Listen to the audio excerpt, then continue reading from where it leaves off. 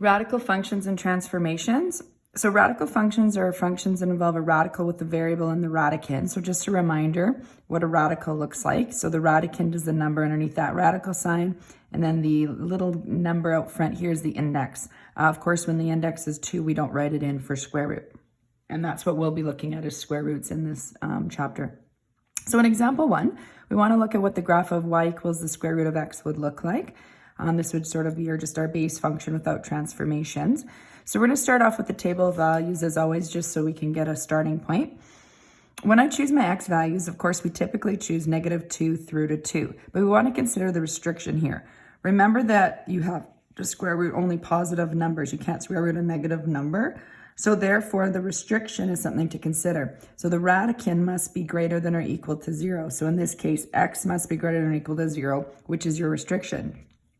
So I'm not going to choose negative values. I'm going to choose 0, 1, 2, etc., etc. So we may also want to consider perfect squares. So as I go, the square root of 0 is 0. The square root of 1 is 1. The square root of 2 is root 2. So that might not be the best point to graph. If you had a calculator, you can put that in your calculator and you can get 1.4. But usually with graphing, we don't have a calculator. The square root of 2 comes up enough that 1.4 is something we might want to talk about. So as I continue down my x values, I'm probably not going to pick 3, but I'll pick perfect squares. So I'm going to pick 4, and that would be 2, and I'm going to pick 9, which would be 3. So I'm typically going to actually just pick perfect squares in this case. All right, so when I go to graph this now, I'm going to plot 0, 0, 1, 1. I can plot 2 and 1.4 since I know it. 4 and 2, 9 and 3.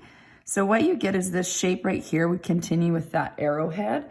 It is really half of a sideways parabola. So we've seen a little bit of that before. So that's what a radical graph is going to look like. The graphs in this chapter then are going to have that similar shape.